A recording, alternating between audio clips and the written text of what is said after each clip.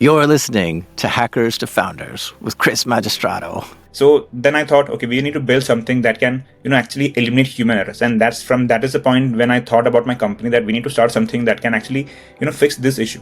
This is Hackers to Founders, a podcast about cybersecurity professionals who have reached the pinnacle of their cybersecurity expertise and have ventured into new frontiers, whether it's launching innovative startups or making impactful investments in our industry. My name is Chris Magistrato, and I'm a vulnerability researcher best known for traveling and meeting hackers from all around the world. And I'm using what little extrovert skills I have to introduce to you hackers that are changing the world. And welcome to Hackers to Founders. Today, I'm excited to introduce to you Patrick. He's an incredible guest who is shaping the future of cybersecurity through cutting-edge research and advanced adversary simulation. Our guest is the founder of NullZec, where he leads an emulation of real-world exploits to test and strengthen defense mechanisms against advanced threats. He's the founder of ShadowMask, a pioneering malware development division under NullZec. As the founder, he is building an innovative security solution that eliminates human error and fortifies employees against cyber threats like ransomware, malware, and phishing, allowing organizations to operate securely without constant cybersecurity awareness training. Under NullZec, Under NullZec, he has created ShadowMask, another tool utilized for adversary simulation. Welcome to the show, Patrick. Thank you so much. Thank you so much, Chris. How are you?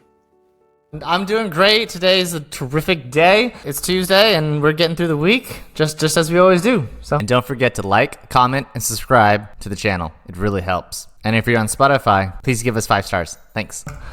With that, I would love to hear a little bit more about your journey starting your company. But before we go to starting your company, I'd like to hear more about growing up, your experience in cybersecurity and any other areas of entrepreneurship that you've encountered. Sure. Thank you so much for that. So the journey in cybersecurity started when I was in my 10th grade. So since then, I was doing my research and development in terms of penetration testing. That's where I was mainly focused in. And slowly, when I was doing research, I got to know about bug bounty programs and the cybersecurity research and all those kind of stuff. So I was like, let's do something in it. So then once I got my laptop and all those kind of stuff, I was researching on how cybersecurity works and how penetration testing works and how hackers take advantage of, exploits or vulnerability that is present on the internet. So from my early days, I was learning by myself, and I was trying to do a research and, enrolling in bug bounty programs, responsible disclosure programs, and playing CTFs. And that was my initial days when I was doing my undergrad and, masters. And since after that, I got more interested. I got into hardware hacking, radio frequency hacking, and IoT hacking, and all this kind of stuff. So in the initial days, I was like, I want to tinker around with the hardware stuff to build something, that will looks like a kind of hacking. That will look like something that we are seeing in the movies, right?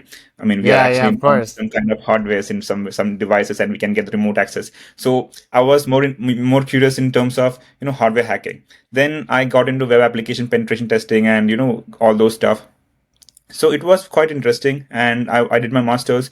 During those periods, I was building a kind of hardware, red teaming hardware, which looks like a power bank, but it will once you charge your phone, it will extract the data from that phone, from the device. So an attacker can control how the user is using it. So basically, it's a kind of red teaming tool. Hardware. So the whole software and the hardware is completely developed by my side in those days. And so that's how it was going on the initial days. And then I was doing my work, doing some freelancing, doing some contract jobs. So that's how it was. Okay, beautiful. Yeah, I'd love to hear about the hardware device. So was this working on Android devices as well as Apple devices, or primarily just one or the other? Like how did you guys develop this? So it was my project. So I was because of time crunch, I was only focused in Android because it's much more easier for us to make a exploit for that. And it was actually happening through an automation process by which how we can get informations from an Android device.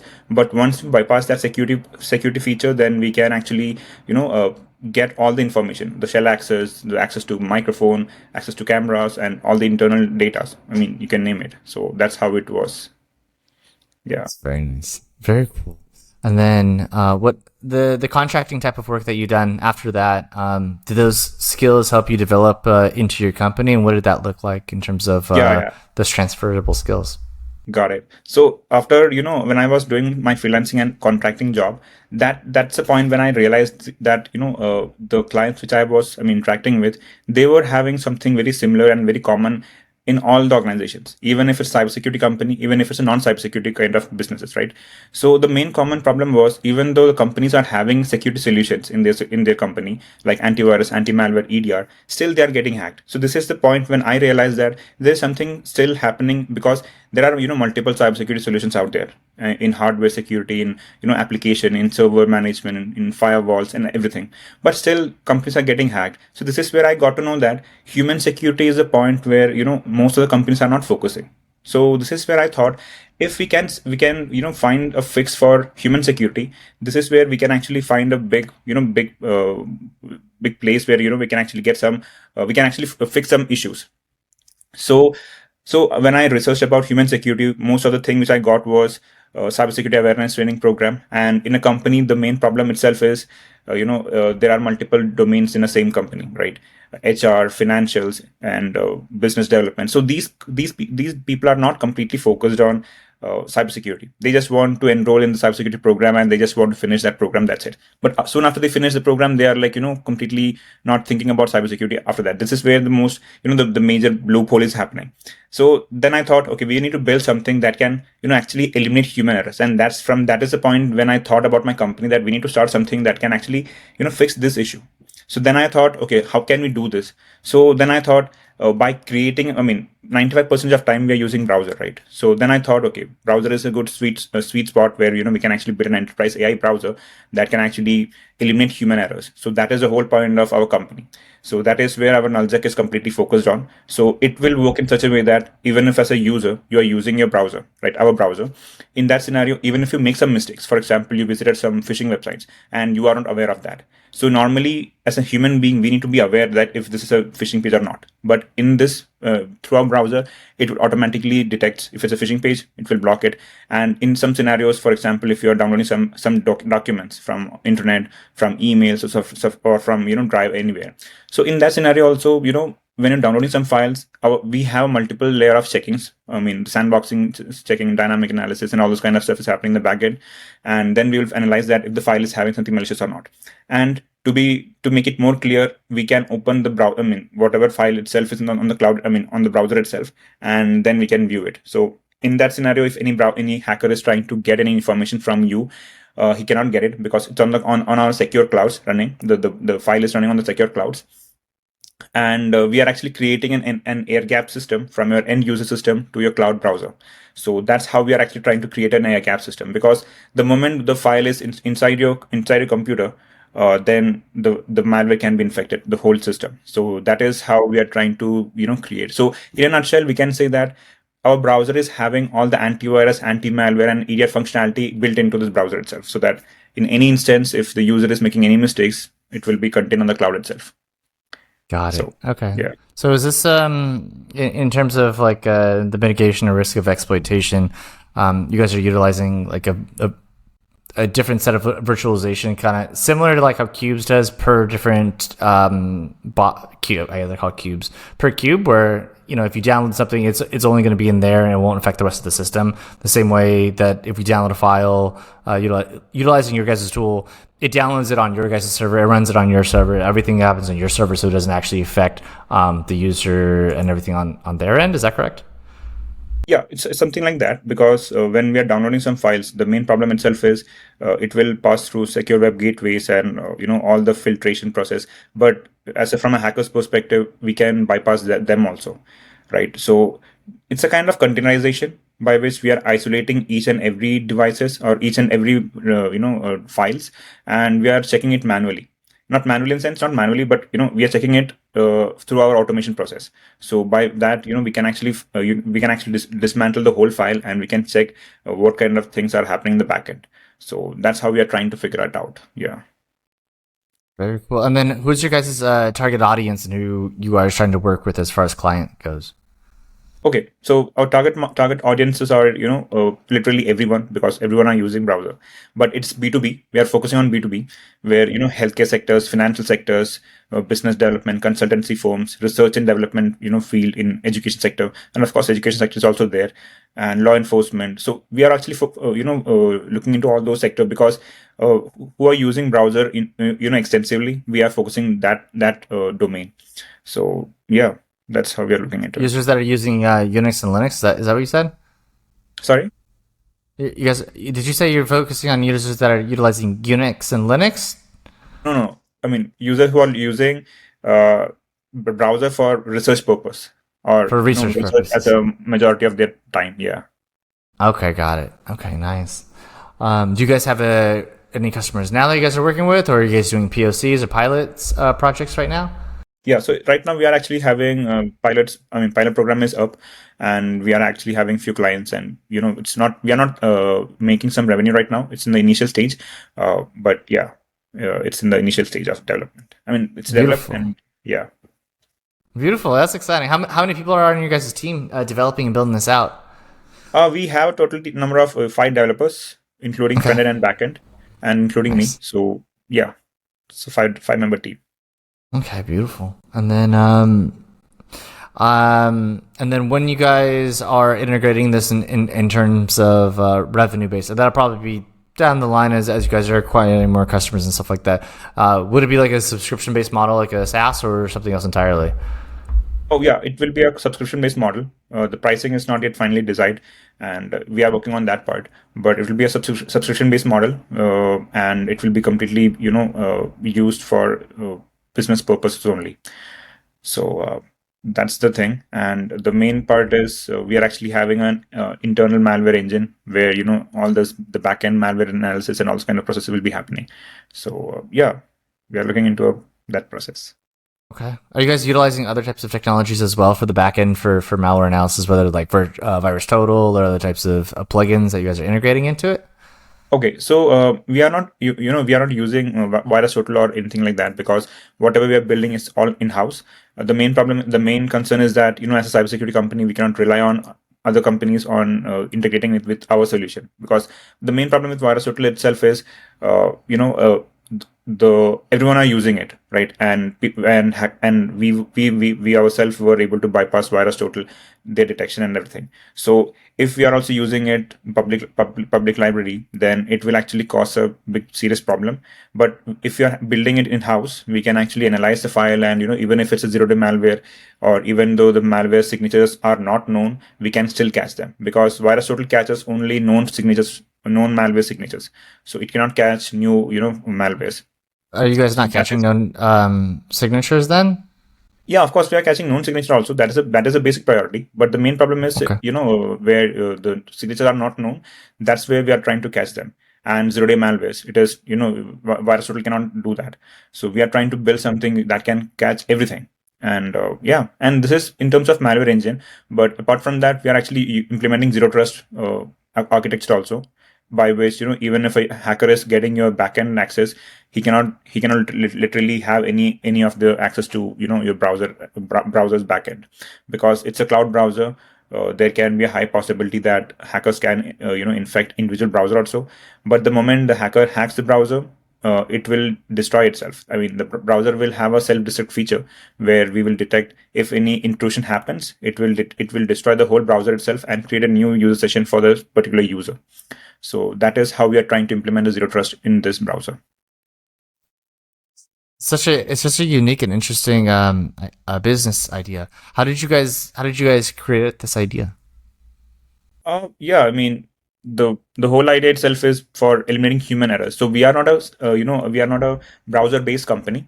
I mean, we are not an enterprise browser company. We are a company where we are focusing on human security. That is where our company's focuses on eliminating human errors. So by using our browser, the main feature itself is that user can use the internet with regardless of any security concerns. So even if they're using their browser just like that, even if they click some malware or something like that, it will not infect their end system. And the best part is we are actually blocking multiple advertisements, ad trackers and all those kind of stuff. We are tracking in the cloud itself. So there will not be any possible way by which a hacker can do a kind of malvertising, right? So it will not be possible through our browser. And yeah, so our browser's main focus is on core security and human security. So that is how it will be working in there. This is how the business we are trying to look into. And for the browser, is it also utilize? Are you also building out for mobile devices as well, or primarily for desktop? Yeah, we are actually building for that also. We are also building into mobile development and iPad also. But as of now, it's in the early stage. So yeah. So what's in the development pipeline? What is your development team and engineers building over the next, I don't know, each quarter, 3 months, 6 months, 12 months down the line? Okay. And then operation wise, what are you doing to get the POC or the pilot into more people's eyes, reaching out everyone, handshaking, doing all that stuff, 3 months, 6 months, 12 months?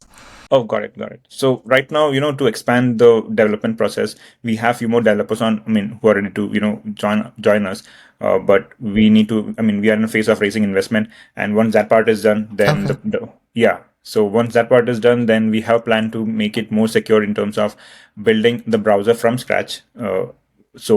So there are many more things in backend. Everything cannot be disclosed, but few things which I can tell you is that we will be using we are building the browser from scratch, and it will be used completely, taking consideration of security in the backend, because from a hacker's perspective, it is much more easier for them to hack anyone. This is where the defensive solutions like EDRs and antivirus are failing. So from attackers' perspective, attackers have higher authority or higher value in terms of attacking a company.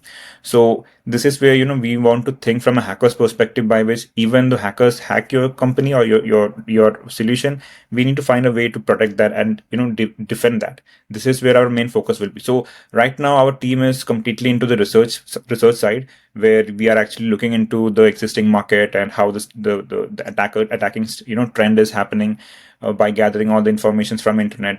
How hackers are hacking companies, because it's to hack someone. It is we are having endless possible ways, right? Just like in Max, to get a solution, we can have multiple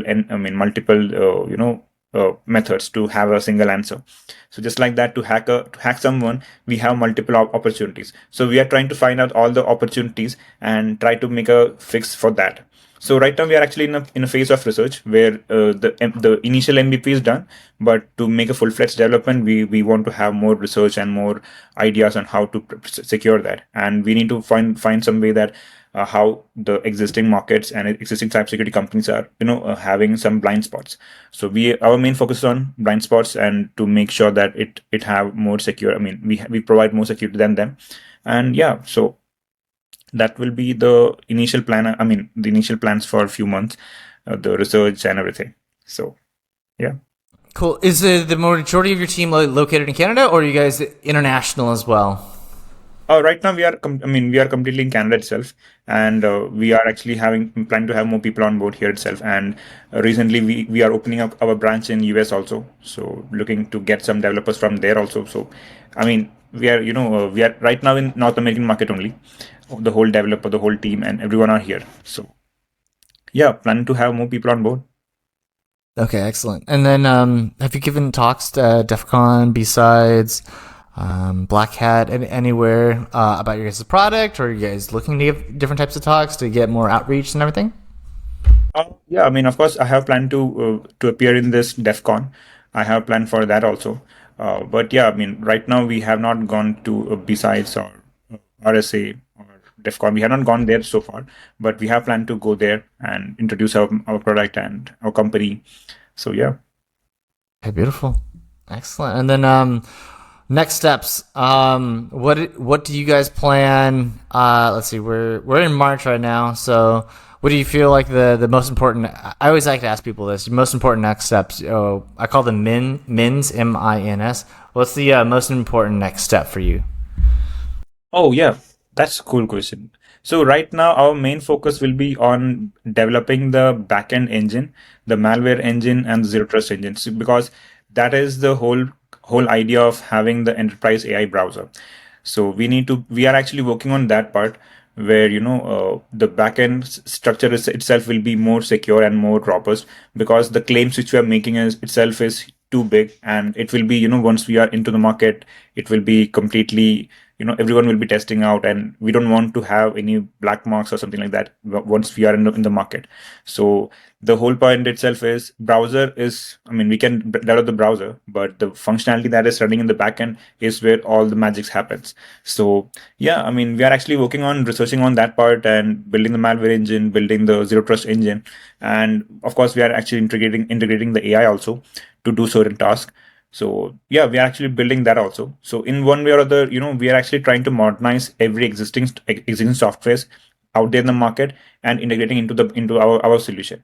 So by doing this, the main benefit is that we can actually save a lot of money, and we can be a kind of one-stop solution, because the whole idea for our company itself is to have this human security. So yeah, I mean, so it will be much more easier for us to do this part. It's not easy, but it will be much more beneficial for us to do this. So yeah. No, that makes sense. Okay, great. Would love to hear, we talked a little bit about your professional experience, and then you started like learning in grade school even. So do you have any interesting or unique stories when you were in grade school, or things that you had discovered and it's like, this is a really cool, like amazing moment that was like life changing?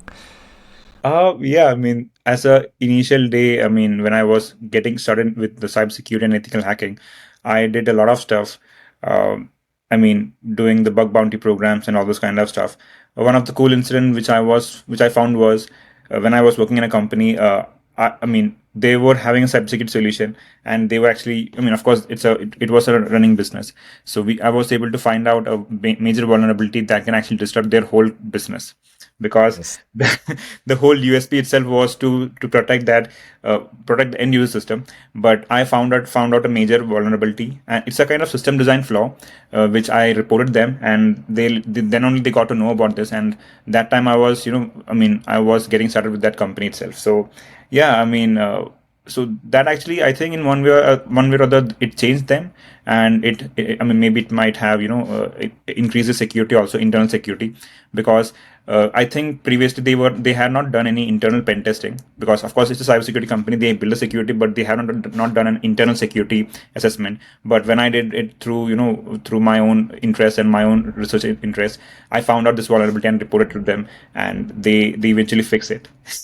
Nice. Was it well received? Because I know, sometimes like you say, "Hey, I found a bug," and they're like, "Why are you hacking our stuff? What are you doing?" And then like just like, "No, I just found this. Wanted to share with us so we could fix it." How was their response to your discovery?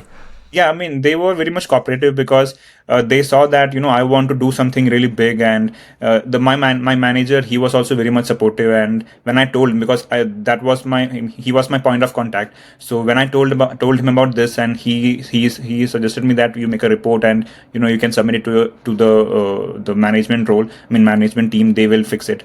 So the company was really cooperative, because I was on my initial days, and finding out something very serious bug was a game changer for them also.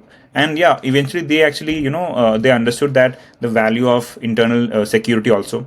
Then yeah, I mean, they were very much cooperative. That's the whole point. That's beautiful. How old were you at the time when you found this bug? I was 21. 21. Yeah, Yeah. super young. Getting in there, showing them, "Hey, found this," and they're like, "Oh dang, Yeah. the kid found something. Like let's listen and take a look at this. That's exciting."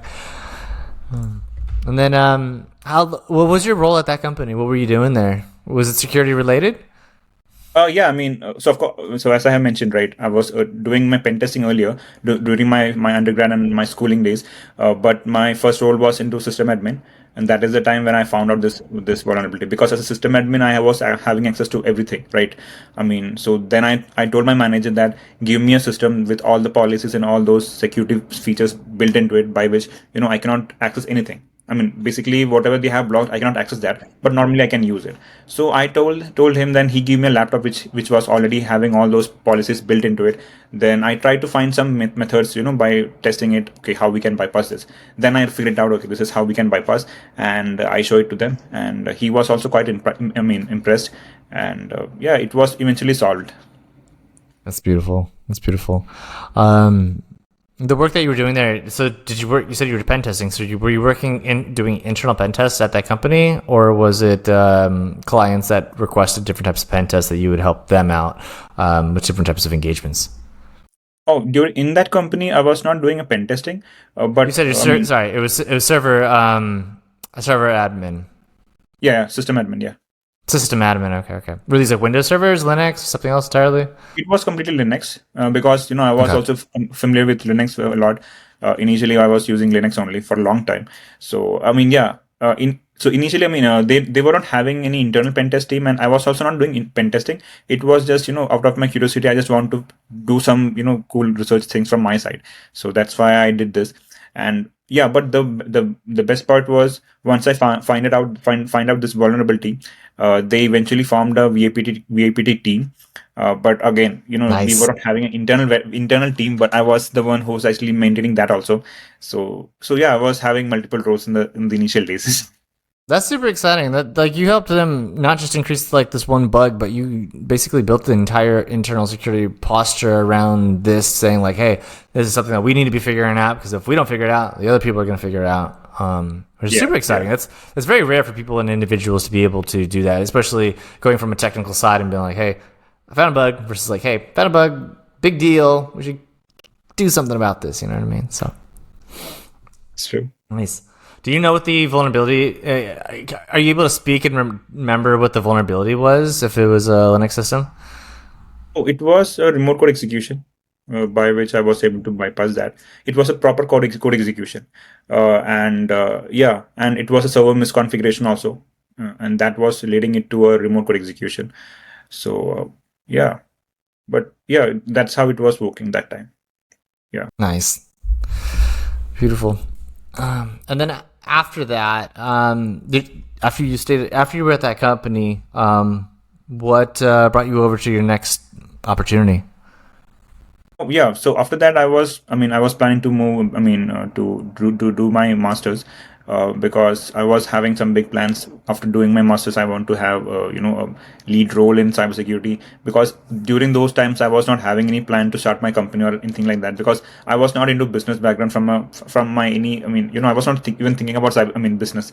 But eventually, once I was doing my masters, I was doing some freelancing work, some contract works. Then I started to realize, there is some major flaw in cybersecurity market itself. So yeah, so the best part is once I moved out, I got to know more about the businesses and got to know more about the companies that are actually facing major functions vulnerabilities. Because during as a working as a cybersecurity consultant, I was interacting with multiple companies, multiple clients. Then I started to realize there is a serious loopholes out there in the market right now itself. So then that's how actually helped me to think more about cybersecurity market. Previously I was more into technical side, but then when I got to know about the business side also, I thought, okay, why not to mix the cybersecurity skills and develop some more business skills and put it together and make your own company. So yeah, so seeing a serious flaw in the market, I thought to build my company, and that is where we are actually working right now. Were there any companies that you looked at when you were building and developing things and being like, these companies, or these founders, these co-founders, like these are really interesting. This is a beautiful story that I wanna build and get closer to like something like they're doing or even surpass them? Oh yeah, there is a hacker known as Kevin Mitnick. He is very much famous, and everyone knows him. So he was also into early stage. In his early days, he was also into hacking and all those stuff. And I think most of everyone knows his stories. But the major point was once I started my company, I was thinking about his company also, because he's also into human security. But the problem with that company itself is they are actually giving cybersecurity training. So I do even have his own, his diary and all his books and all. I love to know more about him. So yeah, So initially, on when I was starting my company, I was also going through all those companies who are actually there in the market right now, and most of them were into cybersecurity awareness training. And this is where I thought to add some, AI, some automations and all those kind of stuff into it to make it a bit more secure. Because right now we are in a time where, AI is booming, and the technology is also very much speeding up, right? So giving an awareness training to a human is not that much efficient. If it's even if, from a cybersecurity person's perspective, even sometimes we also make mistakes, right? Even if we get a phishing email that looks very much convincing, sometimes we might click it thinking that, okay, can be a, real website or something like that, but we don't know what's exactly happening in the backend. As a human being, we are also limited to what we are seeing, right? We cannot look through the servers. So I thought, this is where we can actually build something very robust, where even we also make some mistakes that can be instantaneous. It can be, by lack of consciousness. So all those things cannot be, that cannot be that much worth for a company to have that kind of breach. So that is where, I thought making all the existing flaws in the market and putting it together and giving it a bit of, technical side and a bit of AI and all this kind of stuff to make it a bit more secure. So yeah, that is how it is working. So you mentioned like people receiving links and clicking them. Hacker to hacker, do you ever click like these links like more securely? Like you see the link and you're like, I know this is probably phishing, this is probably malicious, but I want to see what this is. Do you? Yeah. I do it. I'll open up like another browser and like do as much as I can to like make it comfortable or whatever the case is. If I try to go like more like deeper, like if it's like if I'm on Linux or something and I'm more secure, I'm like, oh well, if it's malware, whatever, it'll probably be fine or something like this. Do you ever like click or try to figure out like or throw it into somewhere else to see like what it looks like? Yeah, I mean, of course, the curiosity in myself is of course there. I need to open up and see what is there inside this, website. So sometimes the main problem itself is, sometimes we have the devices, right? Sometimes we have our computer, we have our system to open it up in a secure environment. Sometimes we don't have it. For example, we are traveling, right? So that is a point when we don't have an opportunity to open it. But so, for example, when we are opening it in a secure environment, for example, in a VM or something like that, then we can actually isolate that instance, right, by having a VPN, putting that link into a sandboxing environment, and we can open it. So of course I do have that curiosity in my mind to see what will be happening in the backend. But if you have noticed, once you're traveling to a new country, you'll be taking a SIM, and then there is a possibility that you will not know what kind of scam is happening in that country. Because when I moved to UK initially, I got some phishing links that was very much convincing, because I recently ordered some packages from Amazon, and I was getting a link based on that. So of course I want to have it. I mean, I was supposed to get a package today, and the same day itself I'm getting a link related to Amazon saying that your delivery have been postponed because you were not there. And I mean, I was in my home, I was waiting for that, but I got the same link. So that put me, in a suspicious way to think why it's not delivered. So once I opened that website, it was completely very legit. And the point when I realized that it was it's a phishing page is when they were asking for money, so saying that they asked for money, not asking for a password. They just want money. It's like, why does this make sense? Okay, I mean, all those things were already paid and were supposed to be delivered. So yeah, I mean, hackers are very, very, very, very smart, right? They are trying to find out innovative methods. One thing that you did mention is the cybersecurity awareness that Kevin Mitnick did, and a few other things. And sometimes it works, sometimes it doesn't work. I've heard from other founders and stuff like that with other types of businesses, what they'll do is they'll do the cybersecurity awareness. Sometimes they'll charge like a nominal fee, or they'll do it for free even, but they'll use that as a lead to then negotiate like further services and stuff like that. So they actually just like use it as the funnel at the top and try to bring people in through like, hey, you want security awareness? Have you had one this year? Do you need one? Do you want one? Here's some free information, whatever the case is, just to get them in the door to be able to then sell them more stuff, just as like a sales process. Yeah. Have you heard of this or Yeah. Yeah, I mean, I have heard about this process, because initially, if you are giving them a small, demo by which it will not cost them, it will just cost their time. So if you are giving some kind of demo, then it will be helpful for us to get an initial sales pitch by which we can show our talent, and we can convince the team management saying that, okay, this is what we do. Once you take our services, we have much more expertise people on board, and your company can be more secure. That is true. That is where we are actually focusing on our malware development company, that is Shadow Mask. So how it works is, of course, our NullZec is actually having this enterprise AI browser. So that is what we are selling.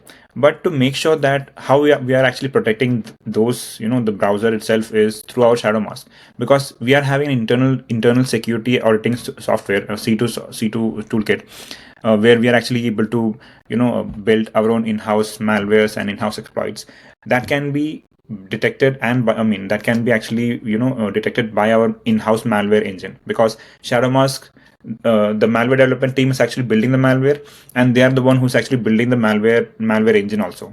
So the hacker itself is building the attacking software and the backend solution. So whatever whatever the file itself is, even if it's a malware, even if it's a not malware, the malware engine can detect that. So this is where our internal auditing solution is actually coming in. So for example, if I want to give you a demo, so I can show you that how a real world hackers hack you, and we can show actually a comparison demo using a normal Google Chrome and using our browser. So by doing this, we can actually give them in a sense that how we are actually protecting and how a normal browser is actually using. Because the major flaw itself is, if you have noticed, in corporate, everyone are using, most of the companies are using home-based browser, that is Google Cloud. Sorry, not Google Cloud. Chrome browser, Chrome. Yeah, Chrome. Yeah, Firefox or Safari. This is what everyone are using, but it is okay. But the major problem itself is, if a malware comes in, these browser cannot they cannot handle that. Yeah. Got it. And then are you guys able, this is another question about like specific malware targeting browsers like Chrome sandboxing escapes. Are you guys able to catch those as well, or working on being able to catch these as well? No. That part is completely clear, because sandbox evasion techniques are also there, and we are completely aware of that also. Because there are multiple ways by which we can the malware can evade a sandbox, evade detection by doing multiple evasion techniques are there. And even if I want to make sure that if I want to bypass a specific set of solution, I can get I can just test and a kind of trial and error process by which I can find out if our malware is getting detected or not. So in one way or other, we can actually catch them. If you have noticed, the zero-day malware itself is very much sophisticated, and it's not that much easy to detect. So we are actually running multiple backends checking on it to make sure that it is, how it will work. So this is where we are actually mimicking a human interaction to that malware to find out that if the file can be explosive, or if the file can be that much destruction to a system. So we are actually looking into that part also. But yeah, it's already the malware engine is having all those functionality built into it. So yeah, we can say that we are having multiple methods to find out that if the file is having malware or not. But still, it is not a never-ending game. We need to find more methods, more research on it to see how we can make it more secure. Nice. That's very exciting. Where can my audience learn more about your product, you, and how can they connect to have a conversation with you about this? Oh yeah, the best part is you can connect me on LinkedIn, and this is where I'm most of the time I'm active, and of course you can reach me through my email also. So I can give it here itself. So you can just visit that my email so that you can reach me out. But yeah, LinkedIn will be more interactive, because I'm more active here and finding out how we can connect and how we can network, even if it's through building a business together, building a partnership, or hiring. So everything is going through LinkedIn. Exactly, and that's where our company, Top Cleared Recruiting, comes in. Finding the right cybersecurity talent with the necessary clearances can be a major hurdle. Did you know that it could take 8 to 15 months on average to hire somebody with a TS SCI plus full polyscope? At Top Cleared Recruiting, we have a network of 1.3 million cleared professionals, ranging from C&O developers, reverse engineers, and data scientists. Whether you're working on offensive operations or data analysis, we connect you with the elite talent you need fast.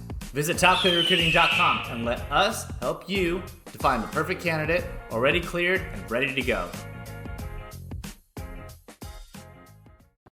Okay. All right, perfect. And I'll leave all the those details here in the show notes as well, so everyone will be able to connect with you and have that conversation. Jump into the hardware hacking stuff. So, is this when Android devices were still on USB Micro B, or were that is it when they're on Micro C? Like, how's your guys' exploits, and like, did you guys have a multitude of different exploits integrated into your product, or how was the setup? For our browser, right? No, I think the hardware device. I think you're talking about the. Yeah, that's a different case. I mean, it's not on that. It's more into a radio frequency hacking, which I did something. It's out of my interest. I did it, and I just. I think that is in my LinkedIn also. If you can, if you see my video section, you can find out my under video section. You can find it out where I was hacking my own car through radio frequency, and I was able to capture the key fobs signal and replay. Oh, nice. Which car was it? I'm looking up right now. I see the Pineapple Wi-Fi. Yeah. Scroll down. It's way too long, man. I mean, I think it's 5 years ago. 5 years ago? I see the featured posts. Which brings this. Here we go. All posts. We'll take a look here. As I'm scrolling down, maybe you can describe it. I see one 2 months ago. Hack RF one. Yeah, not that one. Not that one. That's too recent. Yeah. But I'll continue scrolling down. Maybe you can share with the audience and everyone that's listening a little bit more details about it. So what I'd done was, I was able to capture my Hyundai car's radio frequency, the key fobs frequency, and I was able to replay it. There is a major problem with that itself is most of the car companies are having rolling codes. So once you have used that rolling code, the code, you cannot use it again. It's just like an OTP or an authentication codes. Mm-hmm. Once you use it, you cannot use it again. But I was able to jam that code and generate multiple codes from my key fob and save it in my hack RF. So once I was able to do that, I was able to replay it again. So by which the car have not received that code earlier, so that whenever I press that button, the unlock button, the car will open. The car will accept that keys, and whatever the command is, even if it's for opening the car, it will open it up. So that thing I did it in my initial days when I was getting started with radio frequency hacking. Which car did this work on? Creta. It's available in India, I guess. I'm not sure if it's available in US. It is called Hyundai Creta. Yeah. Hyundai? Oh. Okay. I know Hyundai is, but that specific one, I don't know. Multiple models are there in the market, right? Some are not available in US, some are not available in India. Yeah, they make changes. I wonder how much but like this is like internal of the electrical systems and stuff like that. This has to be like pretty common among all the other cars, and because the standards can't change that much. What is it? The Hyundai what? CRETA. CRET. Creta. Here it is. Damn. Was it a brand new car or newer car? Yeah, I did it on 2018. The car was 2016 model. Nice. Yeah. That day, during those days, most of the car manufacturing companies were known about this kind of vulnerability, and this is where they're actually fixing to fix this vulnerability, they were using rolling codes. I think by 2008 or 2006. I'm not sure about the time frame. I think, but by that time frame itself, they have started to implement rolling codes. So by doing this, we cannot use the same key fob signals multiple times. So even if you have noticed that once we are clicking our key fobs, it is connecting to our car only, even though it's on the same frequency, it is only communicating with our car. So why it is happening is mainly because the car, the transmitter and receiver is on the same, on the responder, the key fob and the car. So that's how they are communicating. So once the car is receiving that code, it cannot be used again. So when I click next time, whatever the button itself is, it will create a new code and that will be used for the purpose. But these two codes will be they are in a synchronous system where they know, the car knows. I see. So if you press it 1, 2, 3, and then it reads it as 3, it won't accept 1 and 2 Yeah. after that. Is that what you're saying? Okay. Yeah, no, That's it will accept it. It will accept it, but the problem is once if you have used 3, it will not accept 3 again. okay. Yeah, But you so said you could like intercept it and then like block it from using one, and then you can reuse it. Or, I mean, use it once. So for example, still I have works. used 1, 2, 3, and the 4th key I have not pressed it. I mean, I have pressed it, but the card have not received it. So The card card I is haven't waiting for gotten the it. 4th. Yeah. Yeah, the card is waiting for the 4th key, but I have used 5, 6, 7. So wherever I have intercepted that fourth key, I can just replay it. So then once the card receives it, then it will open it. I mean the command. Did they fix this, or they haven't fixed this yet? I'm not sure about that. I mean, right now, I have not looked into that part much more in depth. But Yeah. I feel like Okay. they might have found a fix for that because it was a vulnerability way too ahead. I mean, way too far back in time. So I'm not sure. I mean, I think they might have found a way to fix it. That's beautiful. Nice. And then and it looks you've done other types of work with RF signals as well. I mean, there's another one where you were looking at the hack using hack RF. Yeah. So that was, I think, intercepting the radio frequency. I mean, the FM radio frequency by which we can actually get whatever frequencies are running on the air. So I think that was. I mean, this was all my initial days when I was trying to figure it out how an SDR works, because software-defined radio itself was a new term for me, and since my curiosity in hardware hacking also was too much into it, I was trying to find a way by which how we can get the information. So the whatever I have posted on the LinkedIn itself is the FM channels, the radio channel. So that's what I have posted. But one point of time when I was doing my information gathering stuff through my SDR, I figured out a way how we can actually intercept the wireless communication. I think that was an amateur radio communication, but I was able to hear some voice, but because of intercepting radio frequency is not legal. It is not it's actually prohibited. So it should be only used in a controlled manner. If you're using it on yourself, that is fine, but if you're intercepting someone else communication, that is illegal. Is that illegal in Canada? In the US, from my understanding, if you listen it's okay, but if you broadcast then it's like not okay. I don't know about Canada. In India, both are illegal. If you're using an amateur radio, that is fine. But if you're using something else apart from that to intercept a communication, that is illegal in India. I think you are right. In North America, it's you cannot transmit anything. You can only receive anything, right? Yeah. I think that's correct. I was at my first experience was with hack RF. It was I had a little cheap software defined radio, plugged it in, and then GNU radio. Yeah, a little SDR. A GNU radio at DEF CON, and I was chatting with my buddy, and he was like setting it all up, and so I was like, yeah, take a look. And then we would see airplanes, specifically their airplane number, name, and then the longitude and latitude of like where they were at and everything. And this is at DEF CON. So there's like 3 of them that were like legit like ones or whatever. And I was like, oh dang, like is this legal that we're doing? He's like, it's legal if you listen, but it's illegal if you broadcast. And then like there was like 5 other ones that were just like fake names and fake like longitude, latitude. I'm like, oh, it's DEF CON, so I guess people are just messing around. breaking stuff, doing illegal stuff. But it was very interesting to see that type of work. I also bought like a Blade RF, which you're able to capture 5G signals as well, and LTE. And that was interesting. If it's 3G, the entire everything on there is like clear text, so there's no encryption at all. It's once you go to LTE and like 4G and 5G. I don't know if it runs 5G, but like at least LTE and 4G, you can utilize encryption and stuff like that. So there have been different types of attacks where you can like, if they're on 4G or LTE, you like de-auth them off of it, and then it defaults to 3G, and then you start sniffing as well.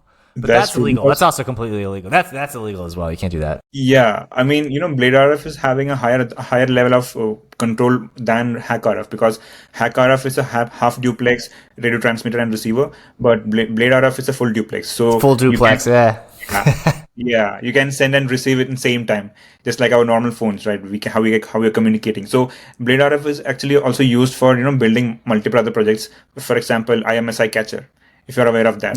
Yeah, exactly. I tried to set that up. By the time I was working on it just to play around and see it kicking off, it was deprecated at that point. I was like, shit. And I was trying to figure out okay, what do I got to do to fix it? And I just never got it up. I still have the hardware.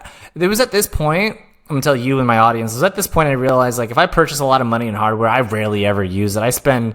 I'll do much more stuff with software and just playing around, hacking around than I will. If I get a piece of hardware, I lose interest, or I just don't finish through. I'm like, damn, why did I spend this much money on it?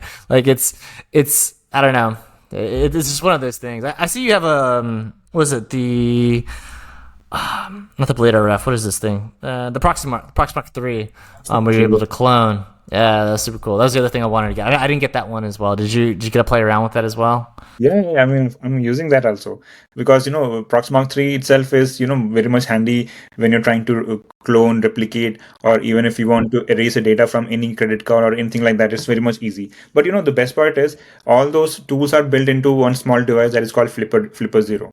But that is also having a limitation. But the not the Blade. What's this thing I'm looking at right now? What did we just talk about? The Proxmark 3. So the Proxmark 3, if you're able to do it on multiple frequencies, that more frequencies than you can with the Flipper, right? Yeah. So we have UHF and ultra frequency and low frequency. So this is for high frequency, and this is for low frequency. You carry that around in your pocket just casually? It's in my everything is here. Everyday carry. Yeah, very cool. All right, yeah, nice. I mean, everything is here because all my stuff is in my place itself. So even if I want to do something, all of a sudden, then I will just use it. Yeah, you just got it. Yeah. Perfect. Yeah, everything is set up in my system. I mean, in here itself. So yeah, I mean that's true. For more than Proxmark 3 is having much more frequency channels than a Flipper Zero, because Flipper Zero is not it's not an all-in-one tool, but it is a kind of all-in-one tool where you can actually you can actually do some stuff with some limitation, but it is not an actual hacking hardware. It's a kind of toy which you can use for you can tell that I'm a hacker by using Flipper Zero. But SDR itself is a dedicated software, dedicated hardware that is for hacking, just like that. The Proxmark 3 also, it is having two frequencies. Even if you're using low frequency or high frequency, you can clone, you can emulate, you can erase data. There are many more things to it. And there is a device called NFC kill. It's 3:00. Are you aware of that? That is 3:00. That's my laptop. NFC or NFC kill. I haven't heard of NFC kill. So yeah, what NFC kill does is it will erase. I mean, it's not erasing. It will fry your credit card. So yeah, it is. I mean, if you have noticed, there is a chip inside. Securely destroy RFIDs. Is this override it with zeros or ones, or how do you? No. It will blast give you. it. It will do it will send high electromagnetic radiation to your device. I mean, to your card or NFC device, and it will eventually fry that internal device. I mean, that chip. Interesting. Yeah. So that's how it works. It will What's the destroy. use case of this? What good can this thing do? I'm just gonna break everything. Yeah, it can't do anything good, but if you want to destroy some cards or some access codes, so you can use it. Yeah. I mean, for red teaming purpose, you can use anything. Yeah. There is something known as USB clear also. There was, those cards that you go to when you go to hotels and you press in things and stuff like that. I've heard they have a lot of information, personal information on them. You're not supposed to actually you shouldn't return them back to the hotel, or you gotta I guess you could use this or something else. But they supposedly sometimes they actually have your personal information on them if they set it up this way. I think that is totally fine because they are actually giving us the access to that, the lock, the smart lock, which is there on our room. So I think that is totally fine because the information which we are giving them is only what they're writing into that card. So in one way or other, yeah, all the information are not going just like that. But yeah, I mean, it is there. Yeah. It's very interesting. Do you have a Flipper Zero as well? My cousin got one. He's not into security as much as I am, but he's like, "Oh, I saw a video. I can do something with this." But I think the barrier to entry to like set it up, you still have to have a computer. You have to like do some like programming related stuff, or at least download the files and put them in there and know how it works. I don't know if he's gone as deep to do that, but wondering if you actually got a Flipper Zero. I mean, I was actually planning to buy one, my Flipper Zero, but when I did a research on that, how efficient it will be, I find out that it is a kind of toy only. It is having a lot of limitations. Even if you see about the frequency range, it is only having frequency up to 1 gigahertz, whereas SDR, my hack RF1, is having up to 6 gigahertz. Right, so that is where I thought this is having a major limitations, but it is a kind of tool that is actually packed with everything together. So, for example, you can shrink Hacker of One, my what is called Proxmark 3 and IR Blaster and all those things built into a small device, and it is easy to carry. So that's the only purpose of that. But yeah, it is having a lot of limitations. But many hardware hackers are building multiple add-ons to make it a bit more secure in Wi-Fi hacking also. But Nice. yeah, I mean, Wi-Fi is also getting more secure these days. Even through WPA3, it's not that much easy to do a deauthentication attack. I mean, Evil Twin is still there, but it is not that much practical these days. The Wi-Fi hacking also. So yeah, I was gonna say check my Wi-Fi hacking or check my devices, hardware devices. The OMG cable. Have you also looked at those ones as well? Yeah, I mean, I have not purchased that. I have seen a lot about OMG cable. Just plug it in your system. I mean, into your phone, and you can do a complete keylogger attack and all this kind of thing. But yeah, I mean, I feel like it is good, but again, I'm not a red teamer to completely, go all the time in terms of stealing informations. Yeah. So yeah, At some point, it's like, why do I have all these tools? Like, I'm just like practicing at home kind of thing. And it's like, okay, well, I'm not doing it for work-related purposes. Yeah, for a home purpose, it's not that much practical. But if you are having an internal red team who are actually, we actually giving some red teaming service, then it is actually, handy.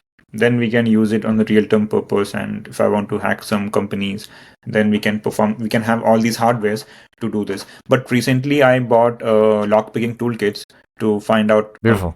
To just get a hands-on experience on how lockpicking works, how we can bypass locks, and there are multiple things in that also. I mean, when I started to learn about lockpicking, I was too much curious to know that how locks works and how the backend mechanism works, and to prevent lockpicking, there are multiple other mechanisms. So it is really interesting, I mean, yeah, I mean, I'm into hardware hacking also, in the physical security, where I learned this also. So yeah, I mean, something if there is something new and it is actually having some really big impact, then I invest my money in that to know and to learn about that, to make sure that I am aware of that, because these things need to be completely known, or else anything can happen. Yeah, definitely. There's like some quotes like "locks keep honest men out" or something like this. It's like when you realize how like easy like locks are, it's like, yeah, this is pretty simple and stuff. Yeah. Currently, I'm in Italy, and they have different types of locks here. Maybe India also has different types of locks. The United States, there's one lock and that's it. There's just the turn lock. What is it? It's not a wafer lock. A tubular lock. It's like the only lock. Three pins, sometimes more than three, but generally just has 3 pins, and that's it. Like that's every house in America, every elevator box. It's just that. Like the U.S. when it comes to physical security, the U.S. is probably the worst. Europe has better physical security in terms of locks. Most places I went, even Colombia, Latin America, a lot of places had actually better locks than America. I don't know what it is. I think it's just the ease of like installation. Here you go, boom, done.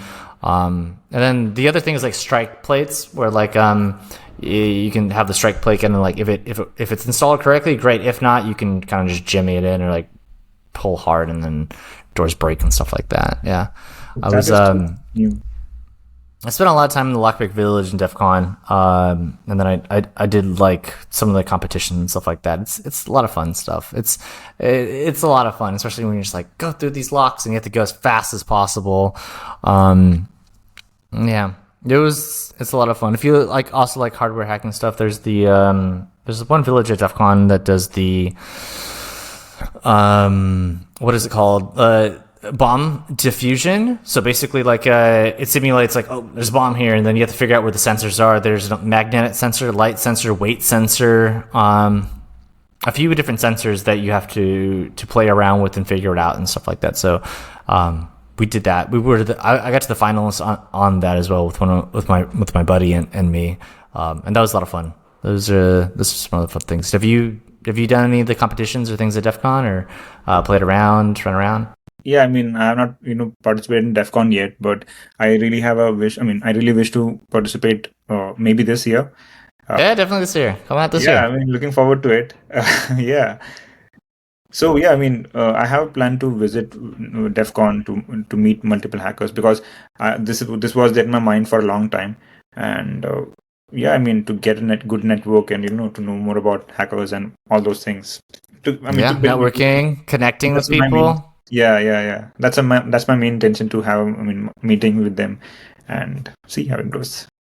Yeah, you'll have a lot of potential leads as well. If you talk to people, it's like, hey, building this out, this product, you'll get different ideas and stuff like that. Maybe even introductions to other types of people that are looking for this type of business and stuff. So definitely recommend checking it out. It's like at the peak, it was like 30,000 hackers. It's fucking the mecca. I have heard a lot about DEF CON. If you're going to DEF CON, you should not take your phone. You should not do this. You shouldn't do that, because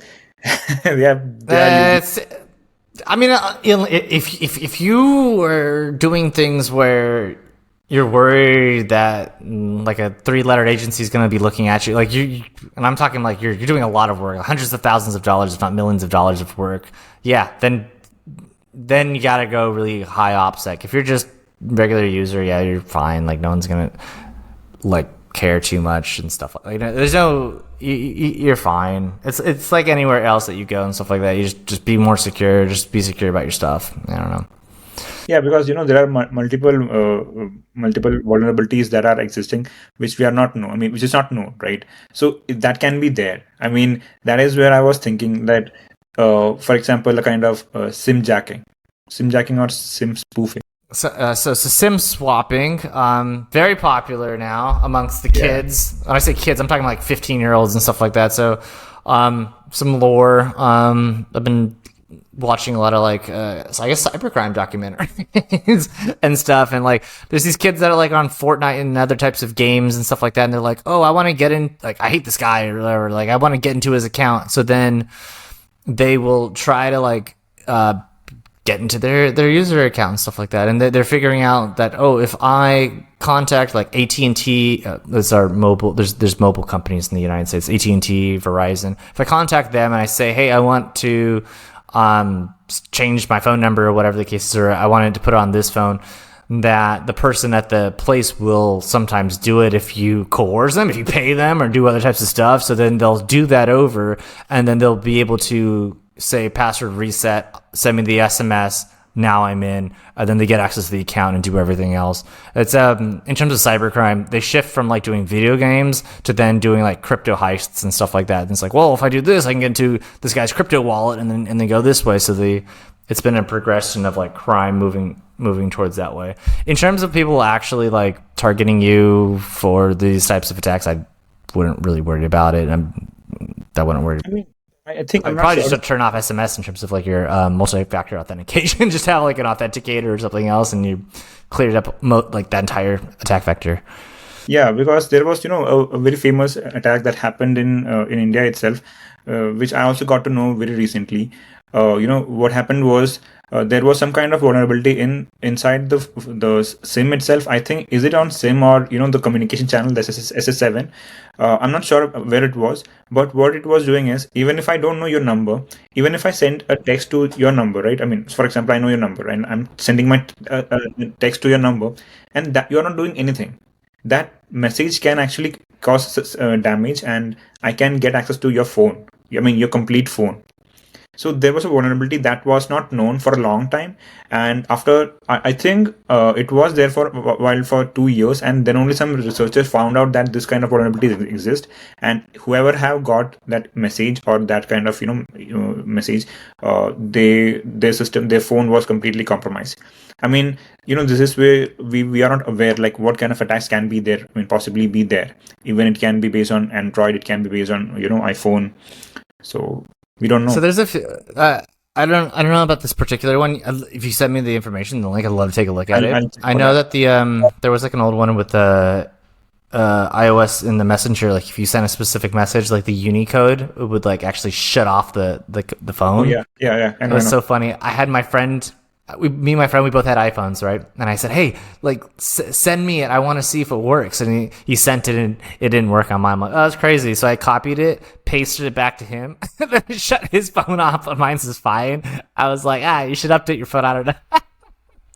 Yeah, I mean, I was aware of that.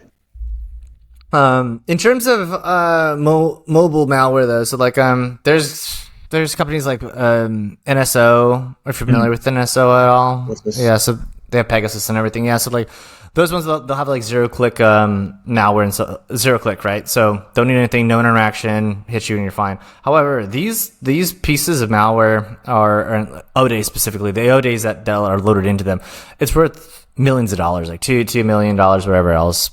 And but they're also it's a smoking barrel. And what I mean by that is like as soon as you use this, every analyst and researcher is going to take a look at it and figure out like how did they do it, whatever else, how do we prevent this specific ODA, and then that ODA is burned. So NSO and the other ones, they have like an arsenal of different ODAs all stacked up, ready to be used. So when thinking about this is what I usually tell people, like, oh, people can hack phones and stuff like that. They can, but the question is like, are you worth $2 million worth of a smoking gun? You might be, you might not be, but most people aren't. And I wouldn't necessarily like spend your entire life worrying about it. If you do worry about it though, then just turn off SMS, and then just, if you're really concerned, you can also just throw your phone in a Faraday bag. I think there's a company called Mission Zero.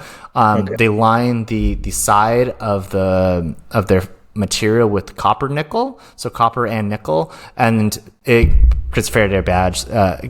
So there's no signals that go out. So there you go. Run around DEF CON like that. That's possible, yeah. I mean, we can even wrap our phone in a aluminum foil. That is also fine. You can do that too. I don't want to get it too hot though. I don't know if it gets too toasty. Yeah, battery. I mean, multiple opportunities are there for hackers, to innovate and hack someone, and that is really amazing. From a hacker's perspective, also, if you think this is also an engineering, right? But they are using it for a malicious purpose. That's the only use case. The use case is different, but the intention is same. You should definitely I highly recommend taking out DEF CON, because like you'll see like, okay, these are like the good things, we need to like be good people and stuff like that, and then you see like slot machines just completely like locked in BIOS mode, and it's like who's fucking around on these machines and stuff like that. I spoken to like one of the bartenders or something like that at DEF CON. Well, not at DEF CON, but like in Vegas. And I was having a conversation. I was like, "Oh, hey, how's it going?" And it's like, "Great." I was like, "What are you guys here for?" I'm like, "Oh, we're here for DEF CON. It's like a cybersecurity hacker thing." And then they're like, "I hate you guys. You guys like destroy everything in Vegas or something." I'm like, "I didn't do anything. Maybe somebody else like did something. I don't know." But like, shit, a lot of feelings about it. I was like, oh, "Okay, well, thank you for my drink. I'll just go somewhere else then." But yeah. Do you get to interact and like meet a lot of other people in cybersecurity where you're located in either Canada, UK, or India? Yeah, I mean, I have a lot of people who are into cybersecurity, pen testing, malware development, and all those things. So gathering knowledge from everyone and trying to build something more secure. So yeah, I mean, everyone is in touch. Most of my team are in touch, and for any new research, any new update, we also have we also share the news within ourselves. We have a group actually. So whatever kind of information is out there in terms of okay, there is some information leaked in dark web or something like that, or a new vulnerability came out there. So we have a community where we all together share all the informations just to keep everyone updated. So yeah, few of them, very cool. still do bug bounty programs, still make some money out of it, and even they have found many 0 days also. So many things are happening in the back end, but yeah. Nice. I started recently reading more about the HackerOne reports and like just going through them, and I'm like, in my head, I'm like, these aren't that sophisticated. Like, why am I not looking for bugs?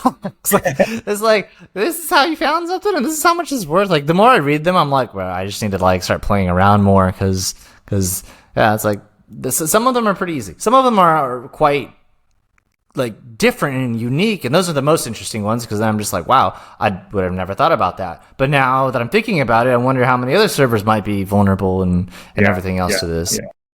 So the best part about bug bounty program itself is once you get a bug, then we can. So for example, I found a bug in a specific server. I can find the same bugs in the same server that is used in multiple companies, right? So that is the best part. But to get one single bug, it will take maybe 1 day, 1 week, 1 month, or it will take a lot of time to get a single bug. But it can be worth, so the best part, the worst part is if the bug itself is a duplicate, then the whole energy, the whole time which we have spent it's gone. But that is the whole point of, bug bounty program. First come, first serve. If you find early, then you can pay. You'll get paid for that. It's all about luck, time, and efficiency in how we are working. But of course, you can give a try on that also, bug bounty programs. Yeah, I'm happy that we do have these bug bounty programs. I think that it's definitely significantly changed the industry as a whole. Just being able to come out and talk about it, before you don't talk about it because the FBI or somebody else is going to arrest you for like looking, for testing something out. Yeah, there are multiple responsible disclosure programs who are not specifically mentioned in HackerOne or Bugcrowd or Integrity.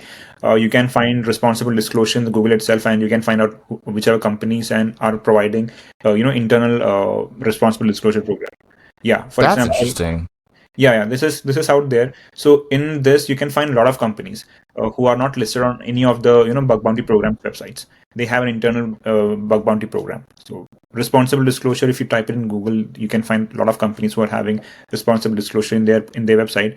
And if you find a bug in their website, you can easily report it to them, so that you will get paid for what you have hacked, and you will not get behind the bars.